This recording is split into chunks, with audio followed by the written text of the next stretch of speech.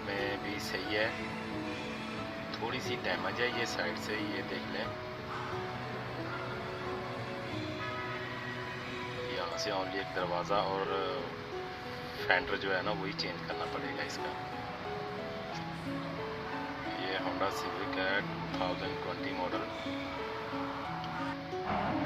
और इसकी अभी जो पेडल स्टार्ट है ना वो 17,500 दिरहम है। और ये करोला है, करोला का फ्रंट जो है ना वो पूरा सही है, मगर थोड़ा इसको पार्ट्स चाहिए। 2019 मॉडल है ये करोला, अच्छी कंडीशन में कार है।